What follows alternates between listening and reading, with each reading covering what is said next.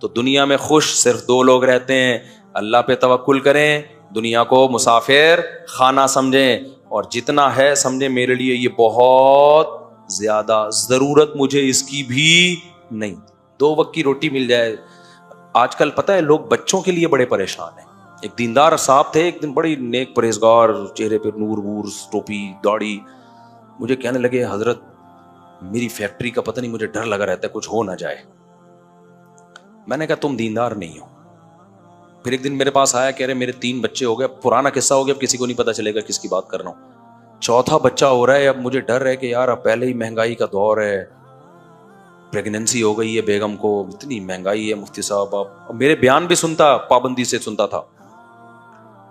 تو مجھے خیال ہوا خدا کے بندے مرغے پھوڑتا ہے تو صبح و شام، یوں کہہ دیتا میری بیوی کی صحت اچھی نہیں ہے یا مجھے بچے پسند ہی نہیں ہیں، ہوتا ہے بعض لوگوں کی فطرت نہیں پسند ہوتے بچے، یوں کہہ دیتا، یہ تو نہ کہتا کہ میں کھلاؤں گا کہاں سے۔ اتنا مجھے غصہ آیا نا، یہ داڑھی تجھ پہ سوٹ نہیں کرتی، اللہ کو کیا منہ دکھائے گا، اتنا چھوٹا دل۔ اس کا مطلب یہ داڑھی آپ کی کلچر کی بیس پر ہے، جو اللہ کو مانتا ہے تو کتنی بڑی حقیقت، بچہ پیدا ہوتا ہی اللہ ماں کی چھاتیوں میں دودھ پیدا کر دیتا ہے، وہ غافل ہوگا۔ اور اتنا غصہ آیا، میں نے کہا یار یہ کیسی باتیں کر رہے ہیں، میرے دلائل سے میں جواب نہیں دیتا۔ میں نے کہا بھائی جاؤ یار، نہیں کرو، گرا دو اس کو، اللہ خود ہی وہ بچہ قیامت کے دن حساب ہوگا۔ میں نے کہا واقعی تم قحط سے مر جاؤ گے، 4تھا ہو گیا نا تو روٹی کھانے کو نہیں ملے گی۔ میں نے کہا شادی ہی آپ نے غلط کی تھی، اس مہنگائی کے دور میں تو شادی اور ایک کیوں پیدا کیا۔ پھر میں الٹے جوابات دیتا ہوں، پھر لوگ کہتے ہیں یہ تو خود 8 بچوں کی ترغیب دیتے ہیں، اب ان کو کیا ہو گیا۔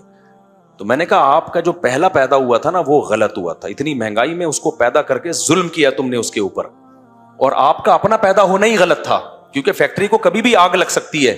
آپ کے ابا نے آپ کے لیے فیکٹری چھوڑی، اور پاکستان میں فائر بریگیڈ کا سسٹم نہیں چھوڑا انہوں نے، یا تو فیکٹری چھوڑ کے جاتے اور فائر بریگیڈ کا سسٹم بھی چھوڑ کے جاتے، اور پھر تمام حفاظتی ٹیکے بھی لگا کے جاتے، اور جو بیماریاں 10 سال بعد آنے والی ہیں ان کی ریسرچ کرتے، ان کے بھی پہلے سے ٹیکے ٹھوک کے جاتے۔ یہ تمام طرف سے جب امن سکون، بلکہ سیدھا سیدھا کہتے جب حضرت عیسیٰ علیہ السلام آ جاتے، اس کے بعد پھر اولاد پیدا کرنی چاہیے تھی، ورنہ بھائی ٹرک کے نیچے بھی آ سکتا ہے بچہ۔ کیا خیال ہے بھائی، بچہ پیدا ہو گیا، خدا نخواستہ ٹرک کے نیچے آ گیا، ڈاکو نے مار دیا، یہ جتنے ڈاکو نے مارے ہیں تو پیدا ہوئے ہوئے بچوں کو تو مارا ہے جو بڑے ہو گئے تھے۔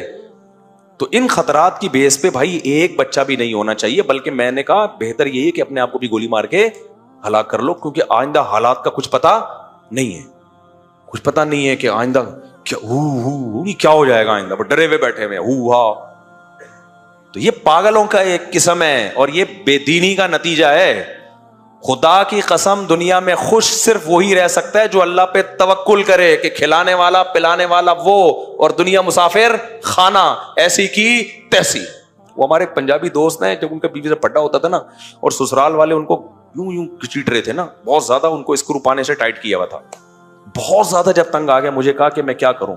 میں نے کہا آپ اپنے سسرال کو کہو ایسی کی تیسی، جو مجھے سمجھ میں آئے گا میں وہ کروں گا۔ انہوں نے کہا مفتی صاحب آپ کراچی کے بہت معصوم ہو، ہمارے یہاں یہ ایسی کی تیسی سے کوئی فرق۔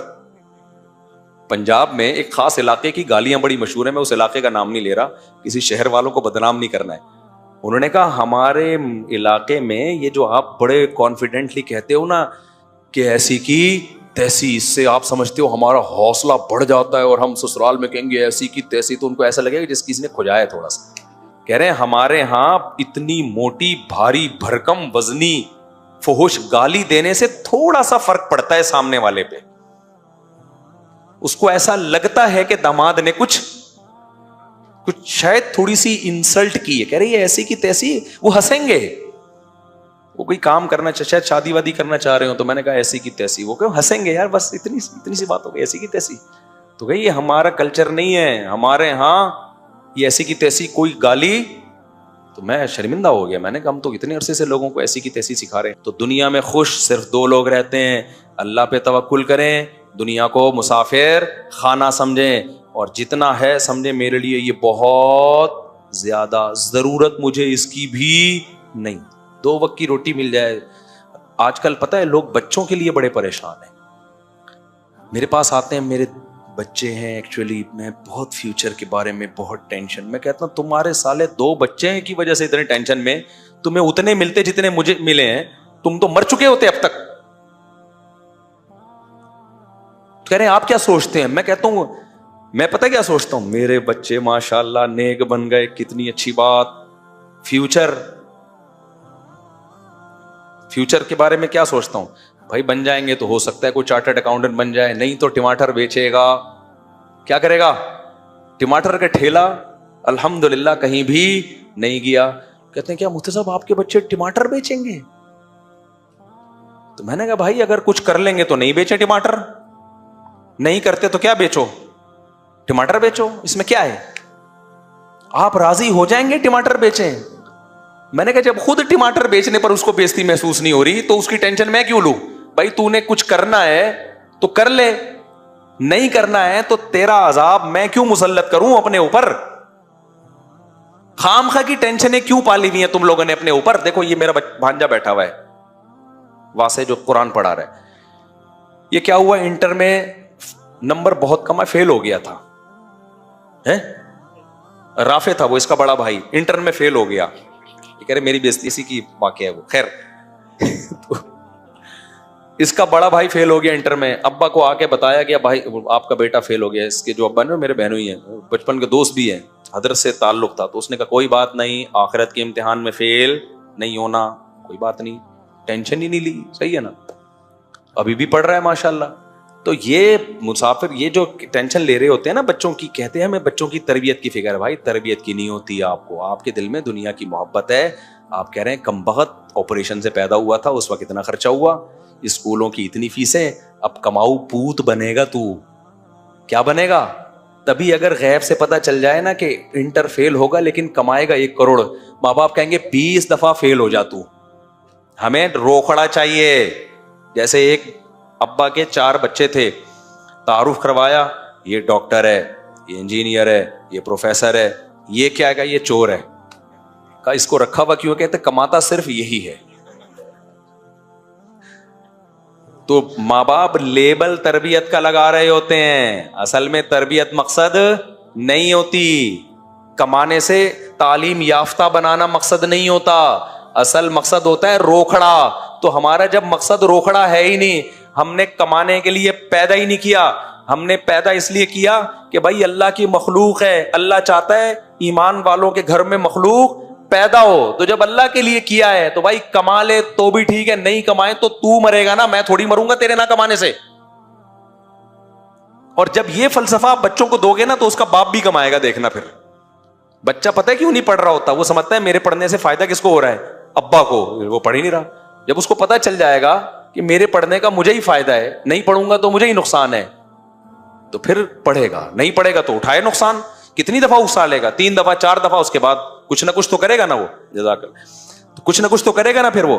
تو ان چیزوں کی زیادہ ٹینشن, ہاں ہمیں بچوں کی دینی تربیت کی فکر ہوتی ہے, کماؤ پوت کی فکر کرنی چاہیے لیکن مسلط نہیں کرو. دینی ہوتی ہے کہ کہیں غلط سمت میں تو نہیں جا رہے, اس میں ہم چپیڑ بھی دیتے ہیں ان کو. مجھے نہیں یاد کبھی بچے کے اسکول کی چھٹی پہ مارا ہوں میں نے, نماز چھوڑنے پر میں نہیں چھوڑوں گا بچے کو, وہ تو حدیث میں حکم ہے چترول لگاؤ ان کو, نماز نہیں چھوڑنے دو بھائی, کیونکہ آخرت یہ تھوڑے دن کی ہے بھائی. یہاں تو کیا بن جائے گا زیادہ سے زیادہ, آخرت میں اگر بخشش ہو گئی تو سبحان اللہ. اور تربیت کی فکر کرو, تعلیم کی بھی کرو, لیکن مسلط اپنی کھوپڑی پہ نہیں کرو, اور مسلط کرنے سے وہ پڑھے گا بھی نہیں. میں نے کبھی نہیں دیکھا جو ماں باپ بچوں کی ٹینشن لیتے ہوں تو بچے بھی ماں باپ کی ٹینشن میں لے رہے ہوں. بچہ کبھی بھی کسی کی ٹینشن, کبھی ایسا نہیں ہوگا آپ بیٹھے ہوئے یار ٹینشن میں, بچہ پڑھ نہیں رہا, بچے نے دیکھا ابا ٹینشن میں ہے, بچے کے آنسو نکلے, کتاب لے کے بیٹھ جائے. میں نے اس کائنات میں پاکستان میں کم از کم ایسا بچہ آج تک نہیں دیکھا. سمجھ رہے ہو, اتنے نیک بچے مارکیٹ میں کیا چل رہے ہیں, شارٹ. وہ کہے گا ابا ٹینشن کیوں لے رہے ہو, ابا بیٹا تو پڑھ نہیں رہا ہے. پھر ادھر سے نکل جائے گا, دوسرے دروازے سے نکل کے باہر چلے گا, کہے گا شاید تھوڑی دیر میں ابا کا موڈ صحیح ہو جائے. تو آپ کے زور زبردستی سے کوئی نہیں پڑھتا. ہم بھی نہیں پڑھے, ہم نے چترول کھائے ہیں, ہنٹر سے مارے کھائی ہیں, لیکن پھر بھی نہیں پڑھے. جب پڑھنے پر آئے تو اپنی مرضی سے بہت پڑھ گئے. تو زبردستی نہیں ہوتے یہ کام. اور سب سے بڑی بات, دنیا کو مزین کر دیا ہے نا شیطان نے, تو اس کی وجہ سے ٹینشن مارکیٹ میں کیا کر رہی ہیں, چل رہی ہیں بہت زیادہ. تو بس یہ جلدی ختم کرتا ہوں. اللہ کہتے ہیں, شیطان نے کہا والا اغوینہم اجمعین, دنیا کو اٹریکٹیو بنا کے سب کا بیڑا غرق کروں گا میں. شیطان کے الفاظ دیکھو, آگے کہہ رہا ہے الا عبادک منہم المخلصین, ہاں مجھے پتا ہے تیرے کچھ نیک بندے ہوں گے جو میرے قابو میں نہیں آئیں گے. اللہ نے فرمایا میرے جو نیک بندے ہوں گے نا, لیس لک علیہم سلطان, تیرا ان پر روب نہیں چلے گا, زور نہیں چلے گا تیرا ان پر, کچھ بندے بچے رہیں گے تجھ سے. پھر اللہ نے کیا فرمایا کہ جو تجھے فالو کریں گے, میں نے بھی فیصلہ کیا ہے ان کو جہنم میں ڈالوں گا. ٹھیک ہے, تو جتنوں کو ڈال سکتا ہے نا جہنم میں لے جا, تو میں بھی نہیں چھوڑوں گا. اس بیس پہ چھوڑوں گا نہیں کہ تجھے فالو کیا انہوں نے, نا نا نا. پھر آگے اللہ نے فرمایا ان المتقین, لیکن جو تیری دعوت پر لبیک نہیں کہیں گے اور بچ جائیں گے, ان کے ساتھ کیا ہوگا, فی جنات, ان کا درجہ اور بلند ہو جائے گا, کیونکہ شیطان ان کو کھینچ رہا تھا اور وہ دنیا کی طرف مائل نہیں ہوئے. ان کے لیے باغات ہیں, وعیون, اور چشمے ہیں, ادخلوها بسلام آمنین, ان سے کہا جائے گا سلامتی کے ساتھ اس جنت میں داخل ہو جاؤ. اور بہت اہم آیت, وَنَزَعْنَا مَا فِي صُدُورِهِم مِّن غِلٍّ, ان کے دلوں میں اگر کوئی نفرت, لڑائی, بغض ہوگا, ہم وہ جنت میں نکال لیں گے. اخواناً علی سرر متقابلین, تختوں پہ بیٹھے ہوں گے بھائی بھائی بن کے. اس سے پتہ چلتا ہے کہ دنیا میں بھی دو جنتی ایسے ہو سکتے ہیں جن کے دلوں میں آپس میں بغض ہو. بعض دفعہ بغض کی بیس ٹھیک نہیں ہوتی, وہ بغض حرام ہے, ناجائز ہے, سمجھتے ہو, جیسے دنیا کی بیس پہ بغض رکھا ہوا ہے. بعض دفعہ بغض کی بنیاد ٹھیک ہوتی ہے, اس وجہ سے اللہ دونوں کو جنت میں لے کے جائے گا. حالانکہ دونوں ایک دوسرے سے کیا کرتے تھے, نفرت, لیکن جس بیس پہ نفرت کرتے تھے وہ اجتہادی تھی, اس میں رائے میں غلطی ہو سکتی ہے. اس کے باوجود اللہ دونوں کو کہاں لے کے جائے گا, جنت میں. تبھی حضرت علی اور معاویہ رضی اللہ تعالیٰ عنہ کی جو لڑائی ہوئی ہے نا, اس میں حضرت علی سے روایت ملتی ہے کہ ہمارا شمار ان لوگوں میں ہے کہ وَنَزَعْنَا مَا فِي صُدُورِهِم مِّن غِلٍّ, کہ اللہ ہمارے اس دل میں جو غل آ گیا ہے اس کو کیا کر دے گا, ختم. اس کے اولین مصداق صحابہ ہیں, کیونکہ ان کا جو بغض یا نفرت تھی وہ دنیاوی ہوس کی بیس پہ نہیں, بلکہ وہ سیاسی اختلاف کی